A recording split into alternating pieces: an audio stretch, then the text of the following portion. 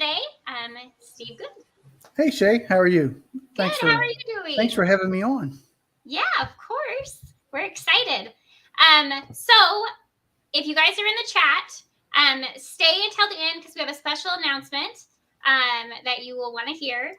And if you guys have questions for Steve Good, put them in the chat. I'm going to get the chat up right now, and that way you guys can get your questions answered.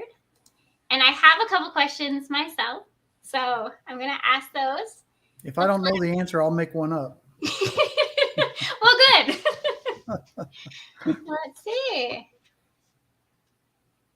We got some people jumping on, so I'll wait just a few minutes for people to jump on.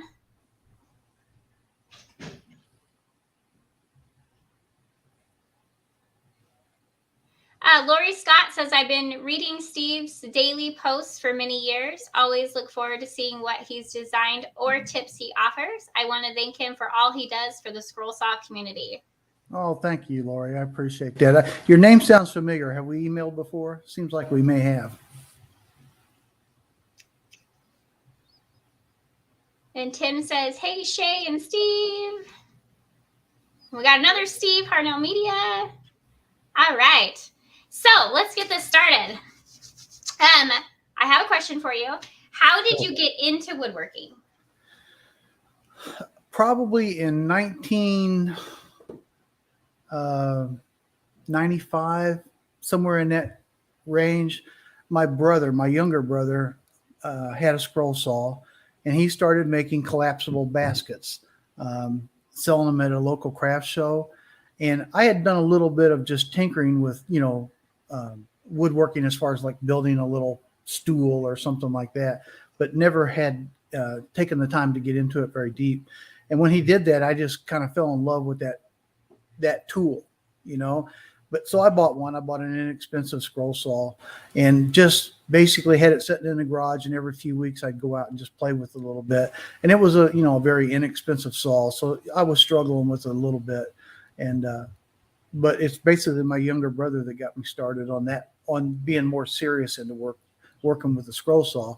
And then after a while, I started building bigger projects like furniture because I'd accumulated a table saw and, all the other tools you need to do furniture type work. And I did that for several years. But then what happened is lumber got so expensive that you could only build a piece of furniture maybe twice or three times a year because of the expense of building it. I was lucky that my younger brother also owned a hardwood flooring business, so I could get lumber cheap. But even at that, it was still really expensive. And then I remembered how inexpensive it was to use the scroll saw. So that's kind of why I went back to that, and then eventually it became my full-time hobby, just because of the blog got started and I was just enjoying that part so much that I kind of just stopped building everything else until like one of the nieces or nephews needs a toy box, or my daughter needed some built-in shelves one time. I'll stop and do that kind of project. But pretty much it's 100% scroll saw now. And how long have you been scroll sawing? From that first scroll saw, it's late 90s, maybe 97, 95. It might be before that, but it wasn't very often. It would have maybe just been, a one-off kind of thing. So somewhere in the late 90s, something like that. Probably mid 90s, closer to mid 90s. Been about 95, I guess, now I think about it. So. And have you always made your own patterns? Yes. There's a gentleman that at the time was probably the most well-known scroll sawer in the world. And his last name is Hutchison, and he's extremely skilled. And he had a website that I was going to just, because I was always on the web somewhere. And he put out some of the first scroll saw videos that were ever out there. And they were, quick 3-minute type things. And he was using a very old version of CorelDRAW to make the patterns that he was showing people how to learn to scroll saw with. And when I saw that, I was instantly hooked. So I went out and bought a copy of CorelDRAW, and that was before I started the blog. That was been in probably 2000 and 2004, 2005, somewhere in there. And I'd always been into computers, kind of a computer nerd anyway, and those two just fit together perfect. I love that creative process and using the computer plus, being able to create some kind of art with it. So, yeah, but his name is Rick Hutchison. He's still around. He does more lathe work now than he does scroll saw, but he has one of the largest collection of antique scroll saws in the world, and he's cut probably more scroll saw patterns than anybody on earth. He's really a skilled guy. He's not as active as he used to be, just simply because he's gotten older and other interests. But yeah, he pretty well got me started. That's awesome. And what are your inspirations for your patterns? Oh, wow. I tell people all the time that there's not much new under the sun, that when I design a pattern, it's probably nothing that's new that nobody's seen before. The concept of a scrolled basket or a scrolled portrait, or they've all been done a million times. So it's pretty much just the process of every night I sit down, and of course the first thing I have to do is decide what I want to make a pattern of. That usually takes about an hour, and I'll use everything available. I'll go to Pinterest, and I'm not looking for projects. I'm looking for trends. And I like this last year, gnomes were huge. Everybody wanted gnomes. And I saw that trend that everybody was selling gnomes on Etsy and displaying them on Pinterest and other places. So the idea of doing gnomes was just because it was popular. So that's one place where it happens. The other place is I average 200 to 300 emails a day from scrollers. And of course, of those 200 or 300, 50 or 100 of them, are wanting a pattern. They want something in particular. So I keep a little to-do list of the one thing, because of the way I design patterns and that I work on donations as opposed to trying to sell the pattern. When I make a pattern, it doesn't have to be commercial. I can make a pattern that's totally weird because I'm giving it away. It doesn't matter what the subject is. So I think that's kind of one thing that helped me get started a little bit, was I was doing kind of out of the box patterns that weren't available out there. So the inspiration comes from so many places. I couldn't pick a single place. Some days I'll sit down and the pattern idea comes out instantly, and the other nights I'll sit there for 2 hours.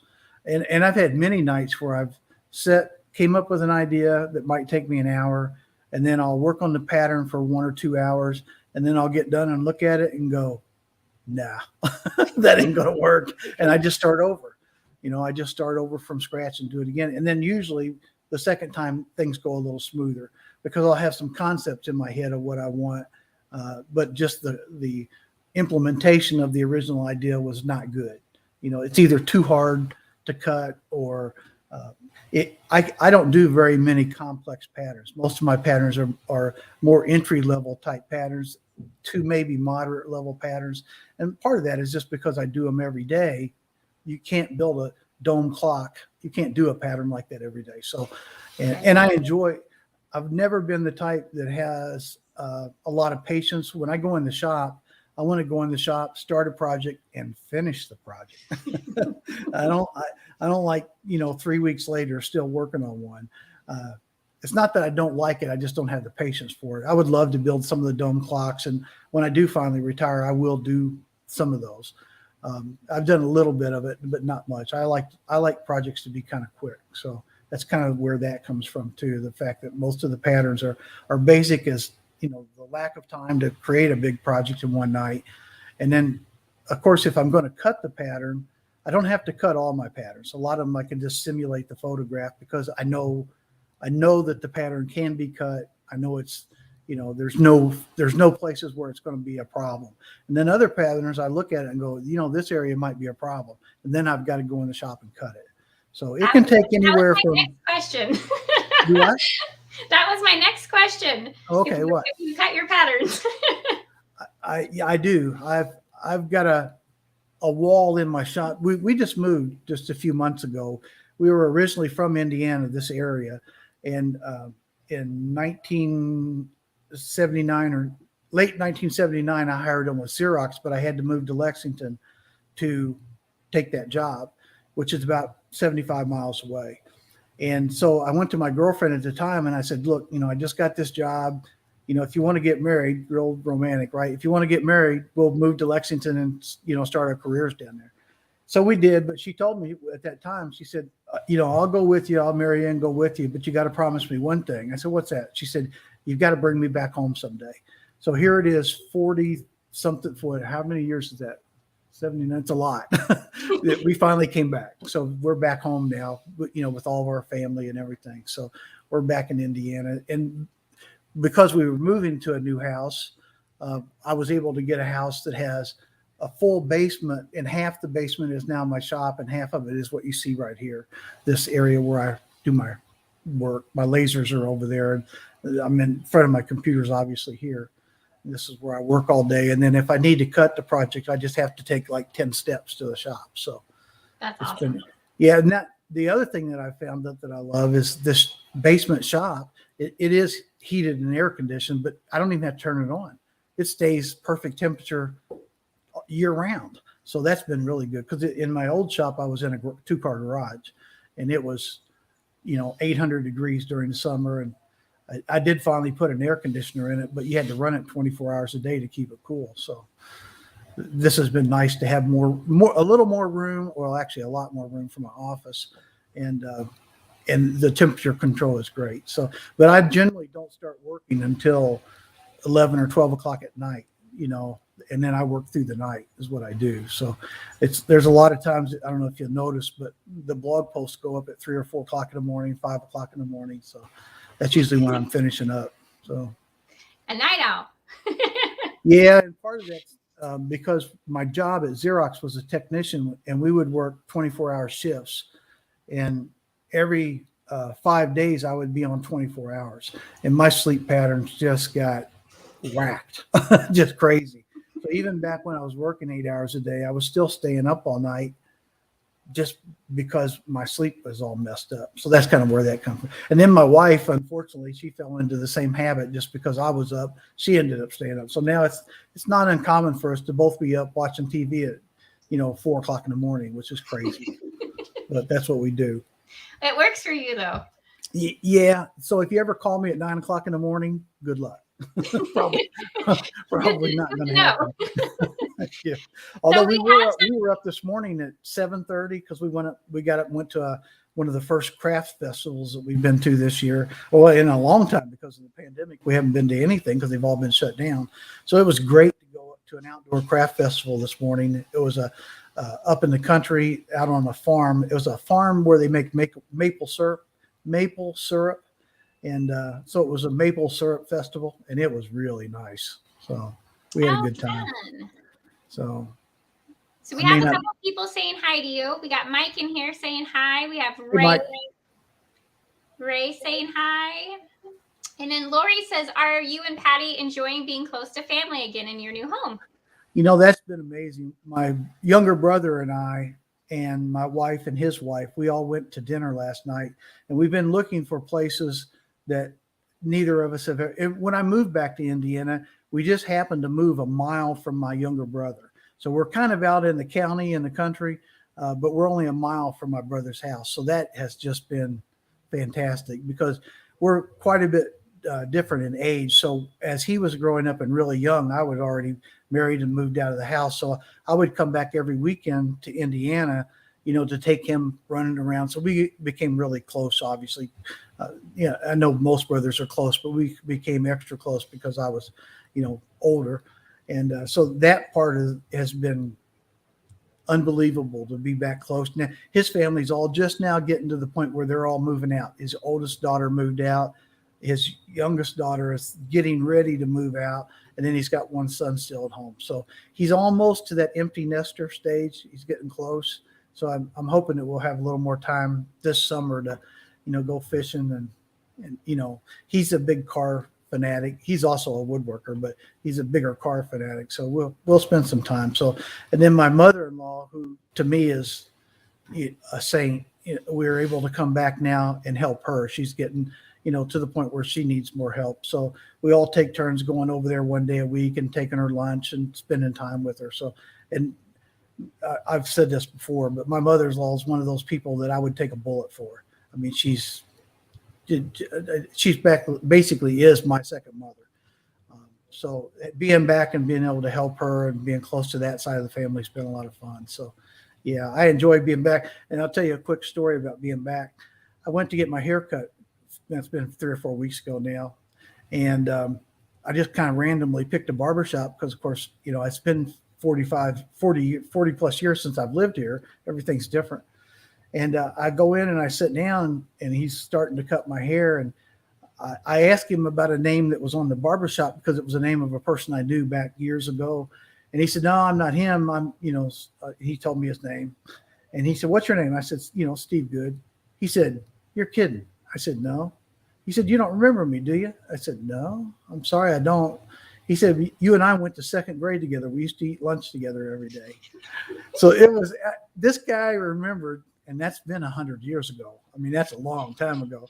And he said, nah, you don't remember me. He said, I used to steal French fries from you every day. So little things like that we've come back and kind of slowly getting back in with some of our friends that are still around.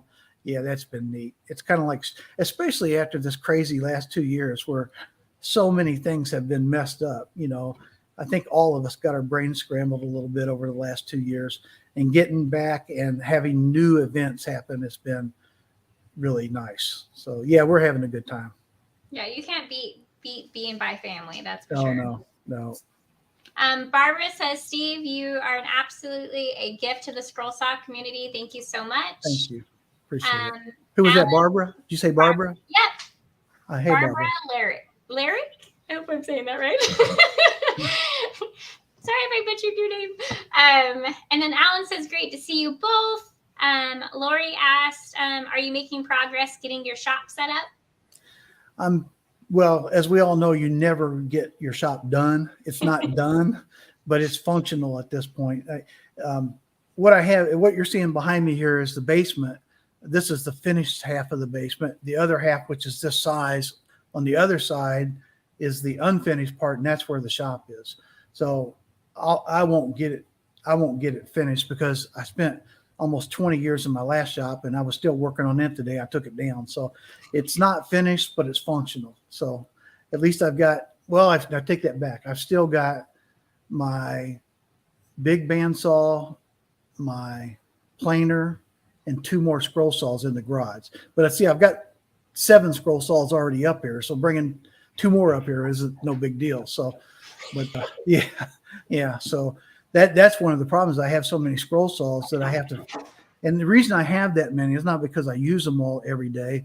I use the Seiko and I use the Pegasus. Those are the 2 saws that are my primary saws. The rest of them are there because for whatever reason, I end up doing a lot of support for those tools. People will email me because they're having problems or they need a part or something like that. And I can use those tools to go figure out. And that's what I did for my career at Xerox is I was a technician. So I was always, rebuilding machines. That's what I've done my whole life. So I'm able to do a little bit of support on those tools in there. And I like that part too. I enjoy doing that. So that's why they're all in there. Even though like the old DeWalt and the old Excalibur, I probably haven't used them in 5 years. They're just sitting there. So let's see. We have a question maybe. Hey, Shay. Steve, thank you for your contribution to the craft. It's how most of us got started. And then Alan said, would love to have your space. Yeah, I'm really lucky. My wife is, I said my mother-in-law is one of the nicest people in the world. Well, my wife is right there with her, So when we moved back, my wife took care of finding the home because I would have been useless at it. I'm not good at my decision-making skills are like, it takes me a week to decide to buy either Diet Coke or Coke Zero. It takes me a while to figure things out. So she found the house and she told me when she was looking for it, she'd find some place where I could work. And I had no idea she would get this for me because I spend more time in my office than I do in the shop, obviously designing the patterns. So having this area where I can come and relax and work is a blessing. So in the old house, I was working in a small extra bedroom, and that was my computer room. And there was a window in there, but when you opened the window, there was a wall outside. And now when I open these, I've got huge windows right here that look out onto the little forest behind us, so I can open it up and I can see the animals running around out there. It's been amazing. I've been really lucky. And of course, we came into the situation right when the housing market was going crazy. So when we put our house on the market in Lexington, it sold in 8 hours. So everything just went really smoothly. This house was in the process of being built when we selected it, so we had to wait a little bit to get moved in. But it's been good. Other than the fact that I found out that at my age, moving's a lot harder than it used to be. It was a hard move, but yeah, it's been good. Been real good. Okay, Steve, I got a question for you from the chat from Andrew. What is the biggest difference between the Seiko and the Pegasus saw for you? The biggest difference is actually more in features than it is in quality, because both of those machines are, in my opinion, the top of the line. That those are, if I had to get rid of all my saws but two, obviously those are the two I would keep. I mean, they're just unmatched in quality. Ray has been in the hobby for so many years. He knows so much about scroll saws that when he set out to design that Seiko scroll saw, he understood more than anybody else in the industry. If you look at DeWalt with all their millions of dollars and the size of their company, and they have a nice saw, it's a great saw, but they don't have the person working there that has the vision and the history in the scroll saw hobby that Ray has. No, there is no other person like Ray. He is the only one out there that has literally talked to every scroll sawer in the world, I think. So it's one of those things where he brought that saw to the market with features that nobody else had ever thought of. And that they sound like maybe they're not important to some people, maybe, but like the extra cutting height of the Seiko is really important. The free tilting head makes that saw much easier to maintain. There's just, and the digital gauge, although, it may be a little bit of a fluff feature, it's neat. I mean, he added something to the scroll saw that nobody else had ever put out there. So that saw was designed, and the ideas behind it were from a person who is a scroll sawer. I mean, the rest of these companies are great. They have people manufacturing scroll saws that are talented, and, their designers are good people and talented, but they don't have that history behind them that Ray has. The Pegasus, on the other hand, comes out of a group of guys in Switzerland that are really great guys. I mean, I've had a lot of contact with them, and they know what they're doing. They build a very high quality saw with very high quality parts. And it is a basic, if you're starting out with an entry level scroll saw and you move to the Pegasus scroll saw, you will understand the features because they're standard features. There's not a lot of extra fluff there. There's just high quality. So I don't put either one of them over the other. I mean, I'd be more than happy if I had either one of them. So quality wise, they're both great. Feature wise, Ray just knows a little bit more about the hobby than anybody else does. So that's why you see what you see with that saw. And some of the features when he first introduced that saw, I think I got one of the first Seikos that were out there. I shook my head. I thought, why did he do this? And then as I got back into the saw and started using this, oh, that's why he did that. So it takes you a little while sometimes to catch up to new features. But again, he was probably the only one in the world that had the knowledge and the background to do what he did with that saw.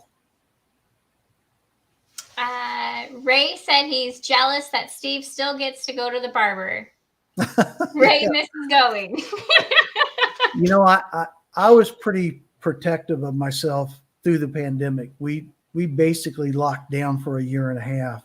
And so my wife was cutting my hair, and let's just say I probably wouldn't have been doing this live stream back then. as much as I appreciate the fact that she cut it, it was pretty rough. So I think that trip that I just spoke about the barber was only the second time I had been to a barber in 2 years. So yeah, we're not back to normal, you know, and I have some health problems that makes me have to be a little more careful than, the average person out there maybe. And I'm doing my best to not get crazy. I don't want to miss it because I missed out on a lot of my family during those 2 years, and I don't ever want that to happen again. So we're kind of we're not back to normal, but we're not that far from it. So yeah, the barber it's kind of funny because I was sitting out in the backyard one day. My wife was cutting my hair in the backyard. My neighbor looked over the fence and he said, "Ooh." It's like, that was his only words was "ooh." I thought, oh, this ain't going well. She's going, what? Yeah, what is this? But we have Jenny from Wood Bits and Pieces came in. I know she scrolls your patterns a lot, and she's saying hello. And I have a question for you. What is your favorite? I guess how should I rephrase this? What's your favorite tool in your shop? Oh well, I mean it's pretty obvious what that is. It would be the scroll saw, but let's change that question a little bit to maybe not my favorite because obviously I'm a scroll sawer, but probably my most used tool, which would be another question, is a Datavac blower, and it's just a high-powered handheld air duster is basically what it is. And when I moved into this shop, I got a lot more serious about dust collection because my heating unit's in there, so I had to be more careful.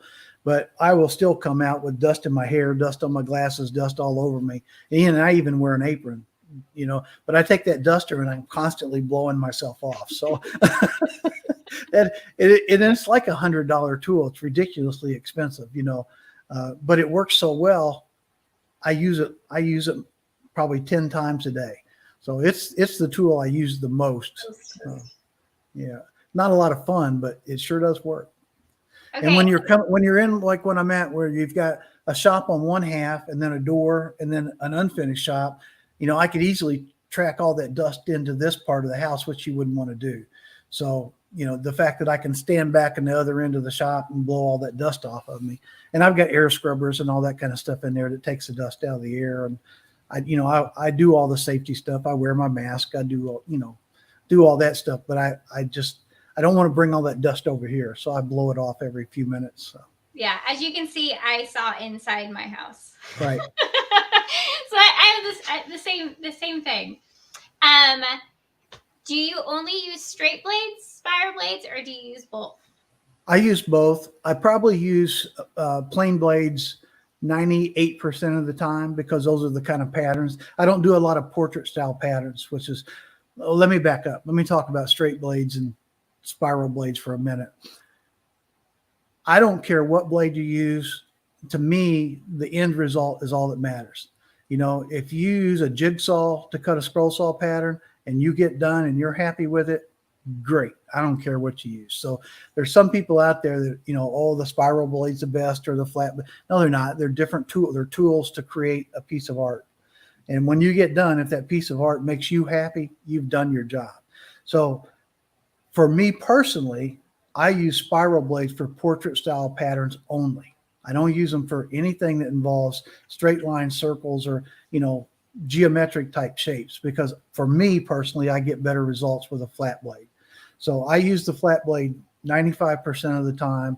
And then when I do a portrait style pattern, I'll move over to the spiral blade. The one other exception to that is if I have a really big board and I've got to get a cut that's bigger than the throat of my saw, I'll throw a spiral blade in just to get that cut out. But I'm not a guy like Charles Deering who uses spiral blades for everything he cuts. He's a big portrait pattern designer. He's so skilled with it because he uses them every day for hours a day. He can take a spiral blade and probably make as effective of a cut as I can with a flat blade, but he's a rare person. If you take a new scroller and you put them down with a spiral blade and a flat blade, their first cuts are going to be considerably different. The spiral blade is going to be much rougher. because it does take more skill, more practice, maybe not skill, but more practice to get good at a spiral blade than it does with a flat blade. So I don't care which people use. And if somebody takes one of my pattern and cuts it with a spiral blade, it's not like I'm like, oh, don't do that. If you got done and you're happy, great. But that for the years and years and years I've been in this hobby, that's always been a debate, between spiral blades and flat blades, which one's better than the other. And then of course, pin end blades are on a lot of the basic ends, saws. You'll have a lot of guys say you can't create a pattern with a pin end blade. Well, there's some truth to that. But in the early days when I had a very inexpensive saw, I would take my pliers and pull the pin out of the blade so I could still get it through the hole, and I'd put the pin back in it. Now, granted, it took me 5 times longer to cut that pattern, but I cut it.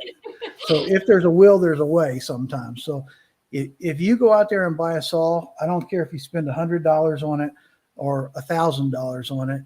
If when you get done using it, you had a good time and you ended up with a project that you're proud of, or even if you're not proud of, if you just had a good time, that's good enough.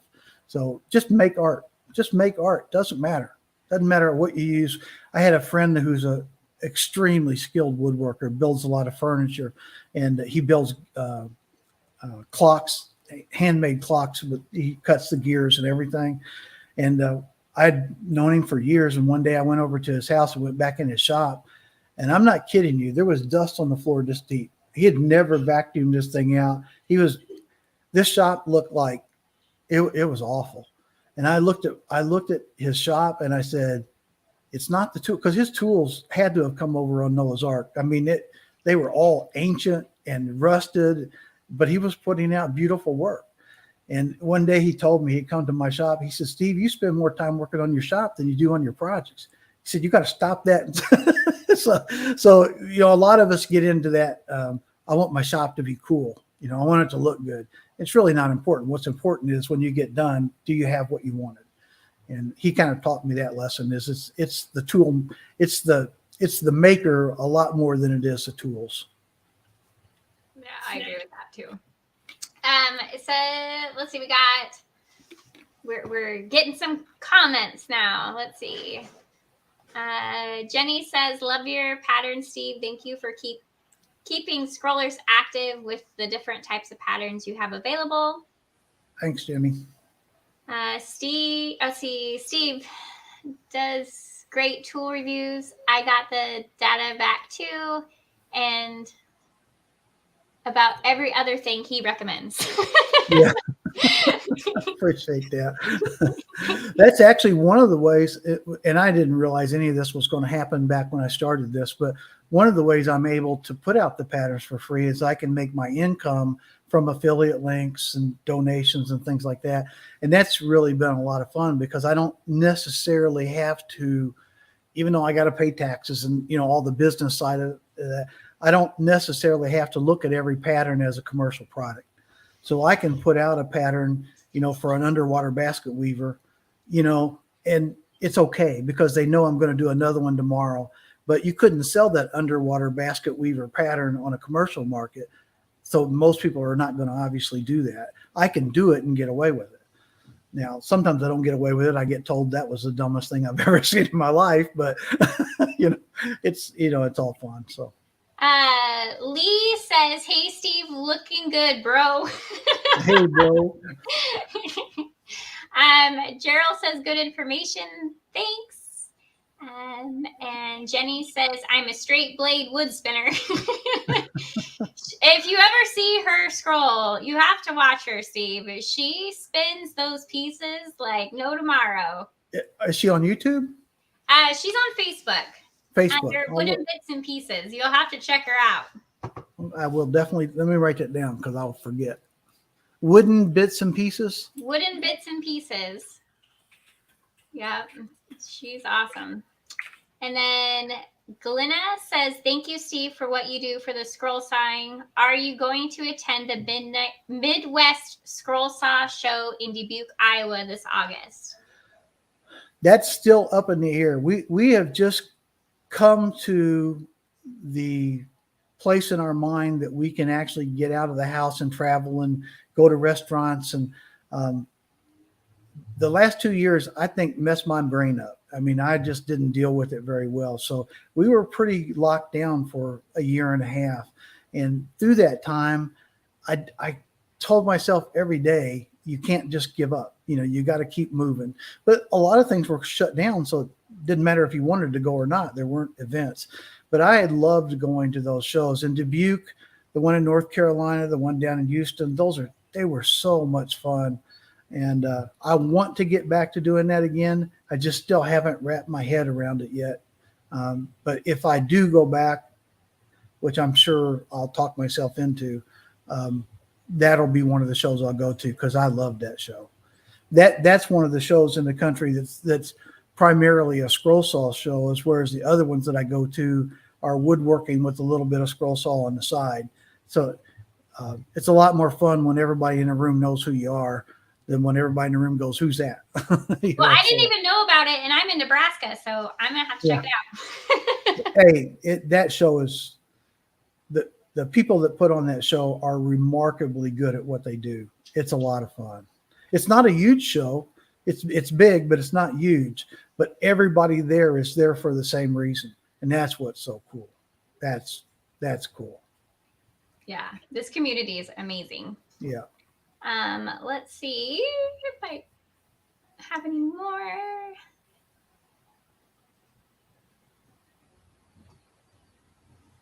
And then Lee says, tell Steve Ohio will be next year in 2023 in May or June. they're getting you for shows coming up. Is that Lee Needham? Ask him is that Lee Needham? Yep. Okay.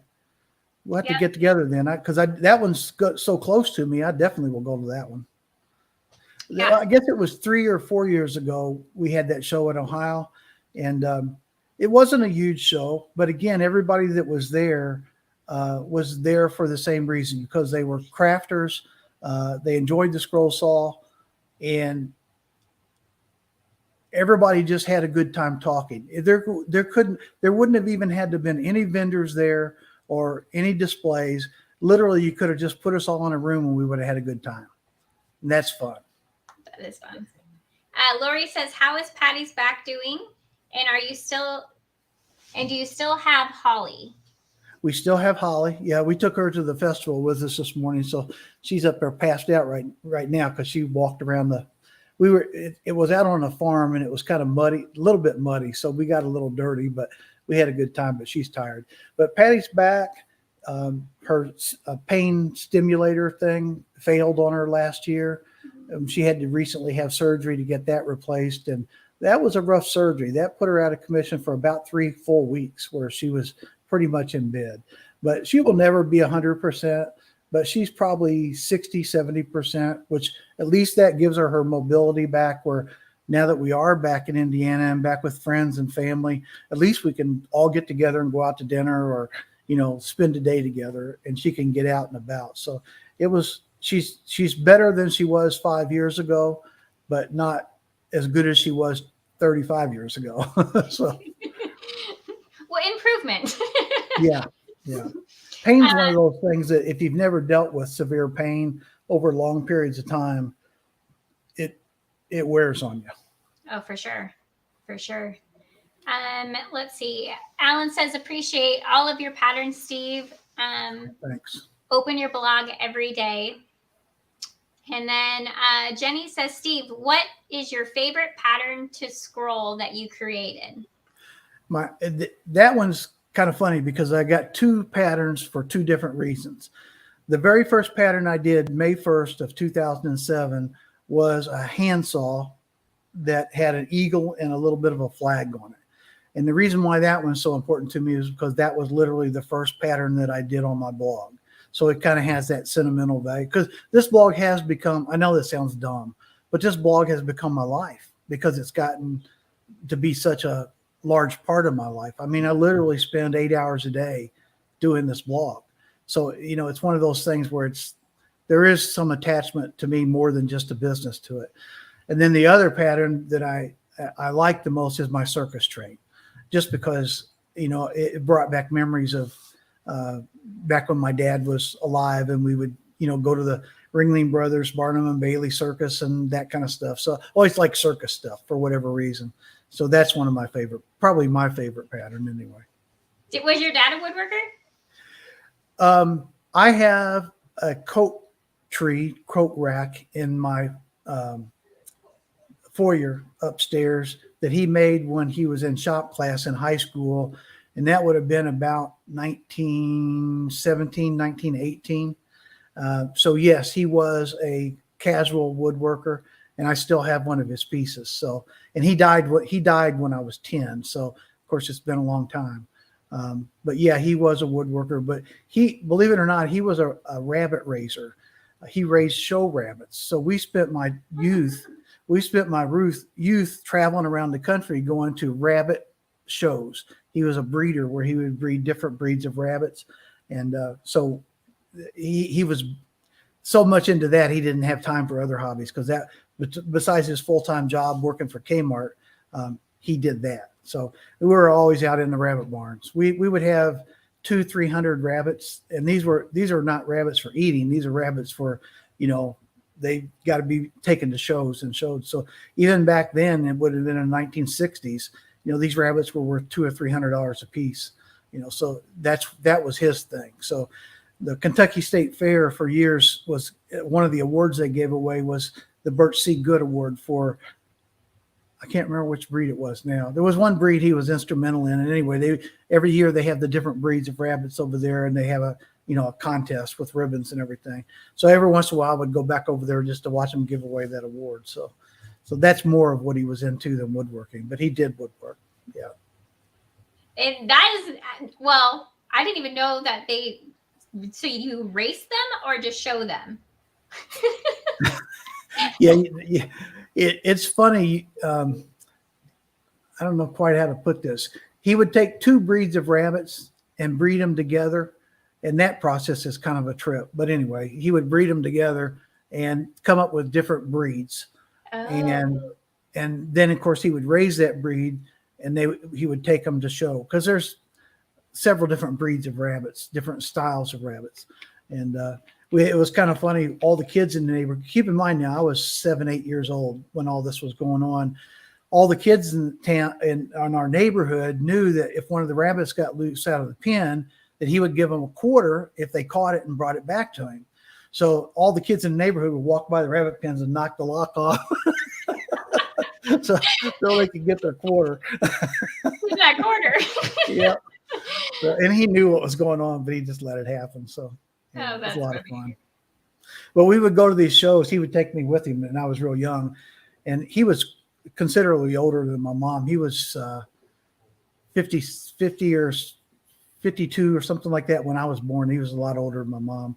And so when we got into showing rabbits and traveling around the country, I would be going to shows with all these guys that were, in my mind at that time, old guys, 50, 60 years old. So I spent a lot of time in my youth with these older guys. And it's kind of funny, because I spent my whole life being more comfortable around older people, than I was with younger people. So, and that's why this hobby is kind of unique to me, because a lot of the people in this hobby are older for a lot of reasons. One is it's a hobby that even people that have certain degrees of disability, can still do this hobby, and it's not too hard. They're not carrying around bulk lumber. They're not having to stand for hours at a time and that kind of stuff. So yeah, I miss him a lot. Yeah. I bet. When you make patterns, do you use a computer or a drawing tablet? I have both. And if I'm doing a portrait style pattern, sometimes I'll get the tablet out and use it. I don't use it for anything else because I'm a CorelDRAW user. So CorelDRAW doesn't function. You can use a tablet in CorelDRAW, but a mouse is more functional in CorelDRAW, because if you think about the type of patterns I'm making, they're more geometric.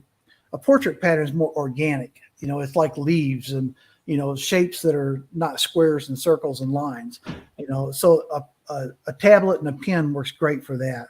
Whereas when I'm designing say a pattern of a car, there's more geometric shapes in that, because designing patterns is is the process of taking multiple shapes, putting them together and welding them together. And, I know it sounds weird, but I may start out a pattern with a square and work from there, by taking parts away from it and adding parts to it. So when I first started the blog, actually, my first intention was to teach how to design patterns. That's what I was going to do.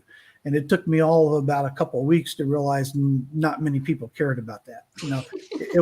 That was boring, so I kind of got away from that. And then I realized what they really wanted was just patterns to cut. They didn't want to spend all day designing a pattern. Some people do, a lot of people do. And a lot of people like to take patterns and customize them to put names on them and maybe make it bigger or smaller or something like that. But they don't want to sit down in front of a computer that they may have just spent 8 hours at work sitting in front of. They're tired of that. They want to just go out in the shop and enjoy their time cutting. So it kind of transitioned from teaching patterns into making patterns really quick, because it didn't take me long to realize that people were falling asleep. So, let's see. Mike says, what do you think we can do to get more young people involved? Boy, is that the $1 million question. What happened a few years ago is the maker movement came along. And the maker movement is basically a much younger group of people that are using lasers, CNC, and 3D printers. So you kind of have to attack that youth movement in that direction. What I'm trying to do over the years, people that cut my patterns with lasers cutters has grown every year. There's more and more people, and that is definitely a younger crowd. So I've got 2 laser cutters back there now and one over in the shop. So a lot of times when I'm designing patterns, I'm thinking about those people too. Now I can't say it too often because I've got a lot of scroll sawers that hate lasers, because when they use the scroll saw, they're creating art. And when you use a laser, you're not. That's in their mind, that's what it is. So I'm a scroll saw guy, so I kind of have to hide all this laser stuff I do. But I do about as much laser stuff as I do scroll saw stuff. But you have to attack that crowd as part of the maker movement, not as a woodworking movement. And I'm getting actually ready. A company called X Tool just sent me a new laser to review for them.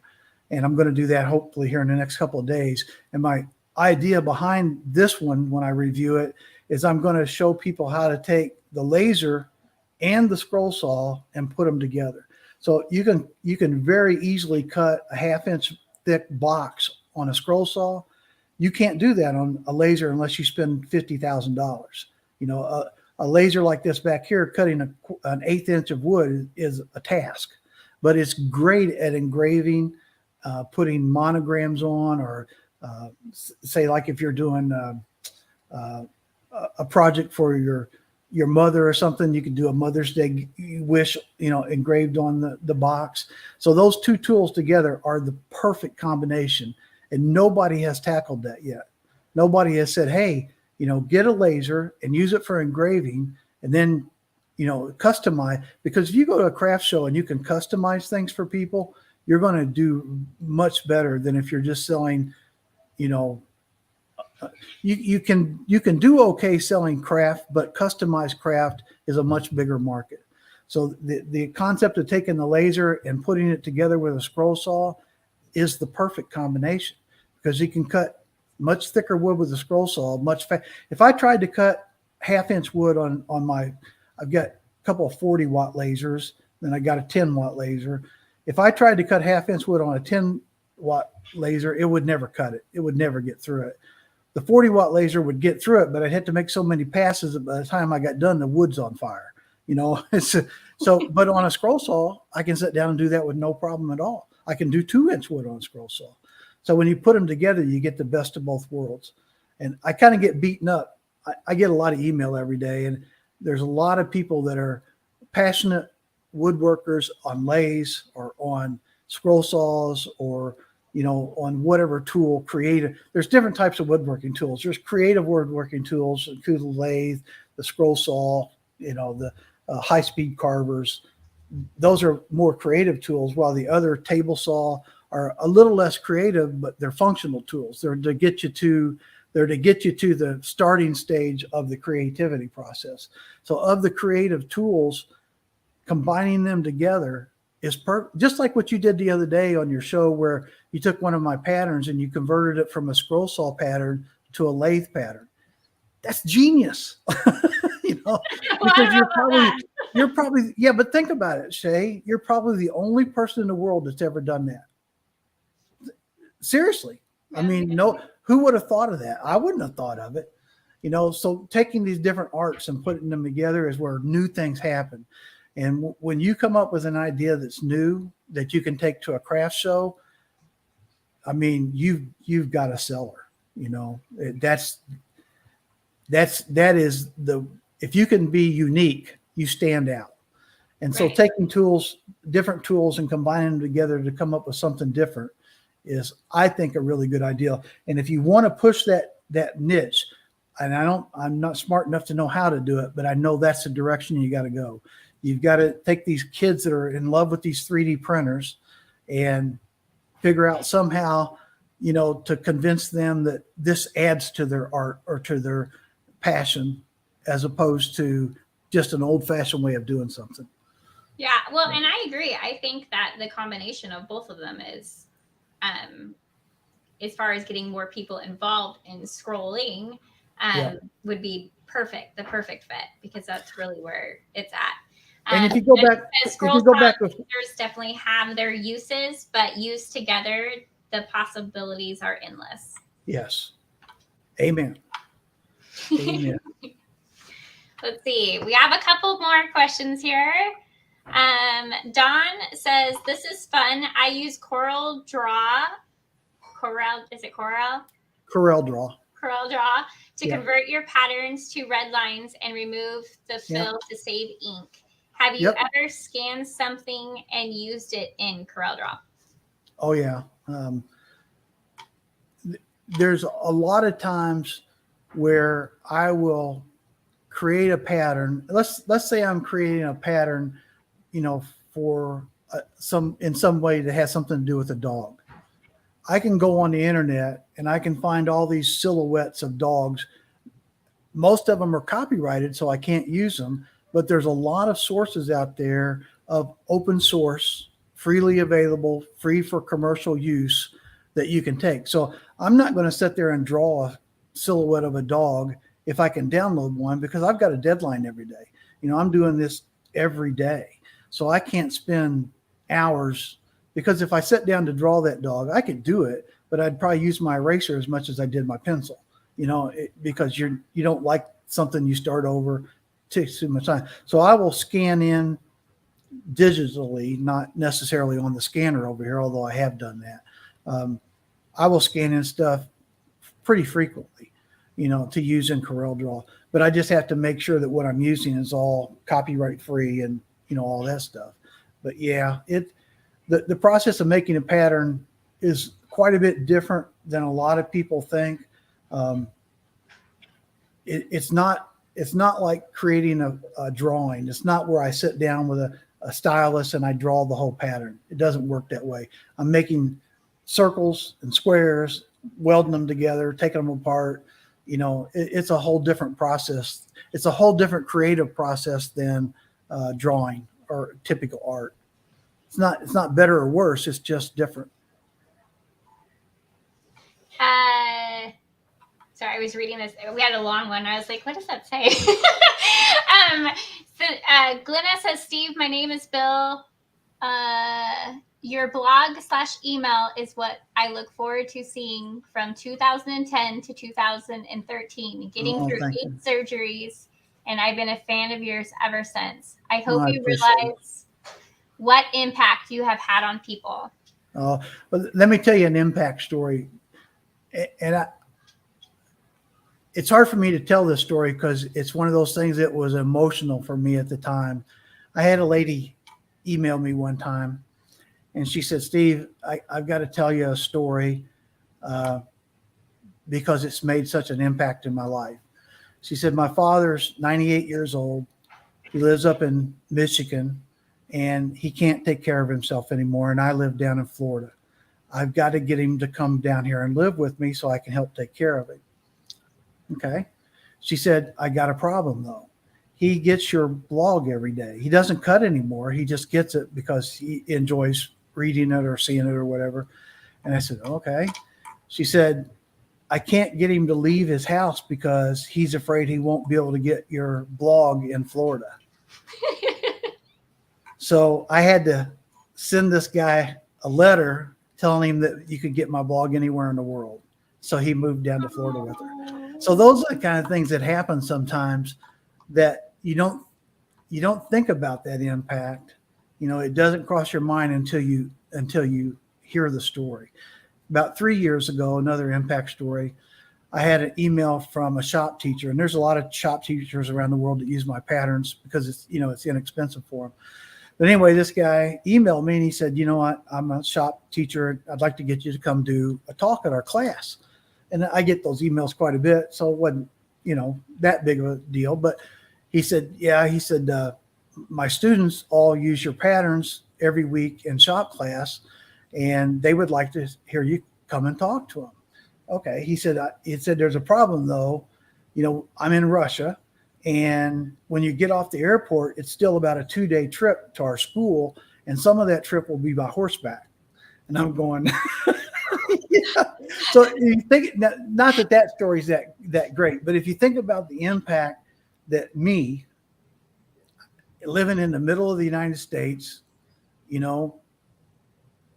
don't mean this in a harsh way, but a nobody has students in a class in Upper Siberia that knows who I am. What?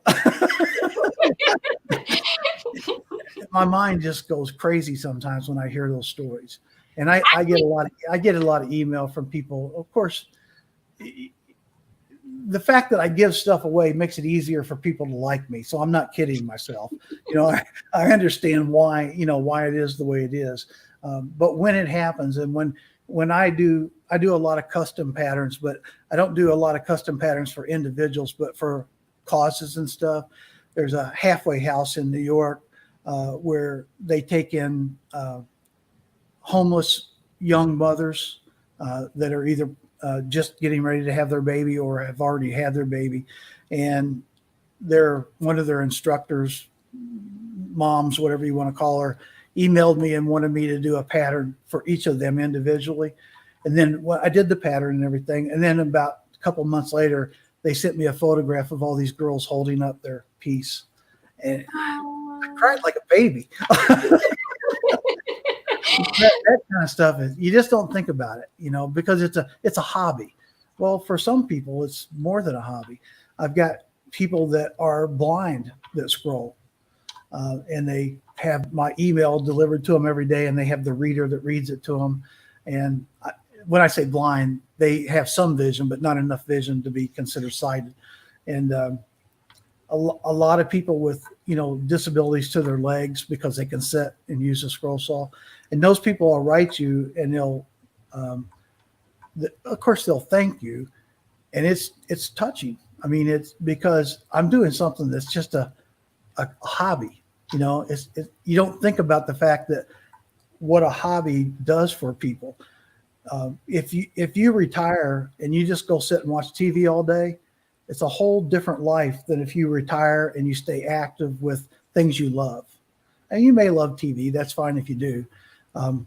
But if you can stay active with things that you love to do every day, then when you wake up every day with a drive to get up and do something you want to do.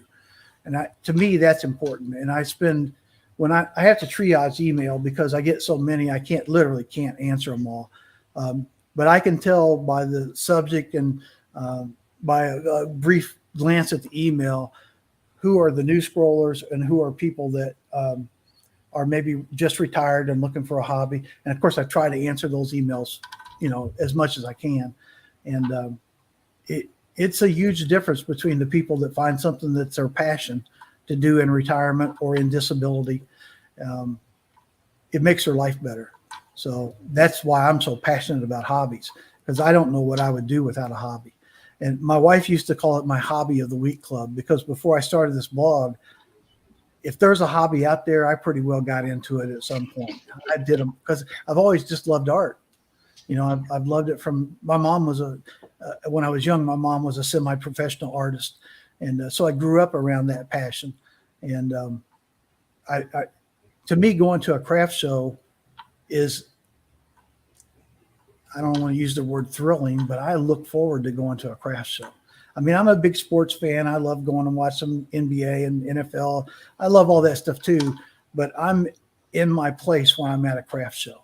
That's fun, especially when I go to a craft show and I see someone selling something that was one of my patterns. That's awesome. Yeah. Lori says, do you think we're going to have difficulty getting the Baltic birch soon due to the situation with Russia and Ukraine? Oh boy, is that a big question. I just ordered several $100s of Baltic birch plywood just to try to get ahead of not only the shortages, but the price increase that's probably going to come with those shortages. Yes, it's going to have it's already having an impact. Nobody can predict tomorrow, you know, because what's going on right now is so scary and so harsh that I don't want to pretend like I have any idea what's going on. But most of the Baltic birch does come out of Russia. There is Baltic birch that comes out of Finland. From my understanding, it's a much smaller part of the supply. But I know a lot of the in flooring, in boat building, they all use high quality plywood in those industries, and they're all looking for other sources right now, just in case. So yeah, I'm sure it's going to be a problem. I just don't know what the scale of the problem is going to be. But just so you know, it worried me enough that I spent several $100s ordering a big bulk order of plywood. So, because back there on my laser, what I do on that laser is I make those signature coins. I don't know if I've got one handy, but that's a big part of my income. And it's 1/8 inch Baltic birch plywood. And if I ran out of it, that would be a problem. So I tried to order enough to keep myself. I tried to get at least a year's supply in here. That's what I've got coming. So hopefully if it goes past that, they'll have come up with some other solution. So yeah, it's going to be a problem. Just don't know how big. I know. I wish I could get a year's supply. Well, you know, like you were saying earlier, I work in the medical field during the day, and sawing is my release for the day. And so this is my therapy. So I'm like, I really hope I can still get one. Let's see. I work for Rockler, and we are getting rid of the Baltic birch. Just because you can't carry it now, or I'm not quite sure about that one.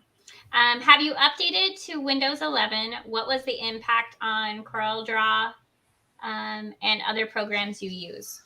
Okay, let me start with an embarrassing comment there first. I have probably 12 computers in here that I use. So some of them I've got back because I'm a gamer too. I'm a big nerd. So I got some of them set up for games. I've got some of them set up, like my video cameras are all over here monitoring my surroundings, and my order taking is on these computers over here. On this computer where I do all my design work, I take great pains to not let anything change. You know, I don't want when I design like for instance, at the end of the year, when I do the personalized Christmas ornaments that I do thousands of those. So if I had to literally use the mouse to make every one of those patterns, well, in the old days, my hand would literally be useless by the end of the holiday season. So I have sat down over the years and I've written software to automate most of that process. Most of the process is clicking one button and then it generates everything I need. Because I designed that on this computer and not to be generic for all computers, I can't take the risk of that changing. So this computer will stay on Windows 10 until it dies. Now, eventually I'll have no choice and I'll have to sit down and rewrite all that software again, which to me, writing software is just like art. People think that's crazy, but writing software is art. It's not a scientific or a math thing. It's art. So I enjoy that as much as anything else. But I haven't upgraded any of the machines to Windows 10 yet, not because I'm against it. but it just offers no extra features that are important to me. And I just haven't dealt with the hassle. Now I've used several Windows 11 computers, and they're fine. It's prettier, it looks better, but you know, pretty's not that high on my list. You know, so there's no new features there, and there's a couple features I don't like. Because I sit in front of the computer literally hours a day, I don't use the mouse for everything. I use keyboard shortcuts. So some of that's changed. You know, it's just in my motor skills, I don't think that I'm going to hit Windows key plus R, or, you know, control plus shift. That's not a thought process. It's just muscle reaction to what I'm doing. And if I had to do that over again, it would slow me down. So I haven't switched yet. I don't have a big problem with it because Windows 11 is the only reason Windows 11 came out was because the computer industry took such a hit once the pandemic died. Pandemic came along, computer sales went through the roof. Everybody got the stuff they needed to work at home, and then they plummeted. So one way to get people to buy a new computer is to have a new operating system. So that's what Microsoft did, because there's no new features in Windows 11 that couldn't easily be implemented in Windows 10. And Microsoft had already said that Windows 10 was the last version. Well, they changed their mind because they were getting so much heat from the computer industry. And I mean, it's a legitimate sales tactic. I'm not, you know, whatever. It's typical sales stuff. But there's no feature there that you go, oh, I got to have that. It's just not there. At least not for me anyway. I mean, they took the start button, they put it in the middle of this, you know, instead of over on the left side. Well, yeah, it looks prettier there the way they've done it, but my muscle memory tells me it's over there. You know, so. Well, Ray says that he's got to run. Thanks for all that you do for the Scroll Saw community. And Thanks, I don't want to take up more of your time because I know that you are a super busy guy, and I just really appreciate that you came on here. Thanks, so I'm going to show you guys our little announcement. I'm so excited. So yeah, cool. It is very cool. We are, let me see if I can get this over here. So Seiko is doing a spring special, and I'm going to show this to you. Let me grab my banner off. We'll hide that really quick. There we go, so you can see it. So Seiko is doing a spring special. They're gonna do $50 off your Seiko scroll saw purchase, or you can get a free gift with purchase of over $150. It's going to be valid through today. It's already up right now through 3/20.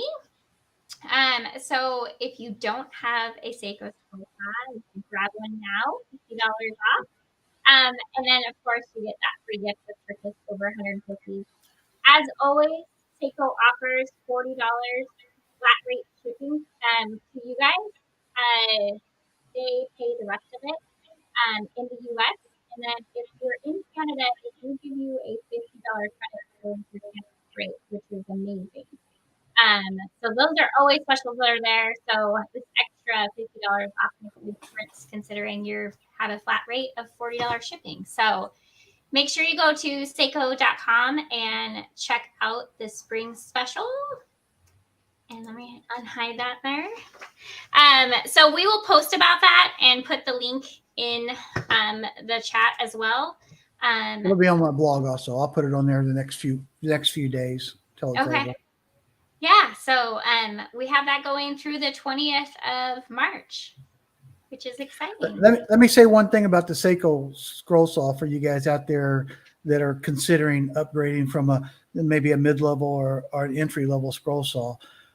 You get an experience level on the Seiko scroll saw that you've not had before. Trust me, you're going to go, oh, this is what it's supposed to feel like.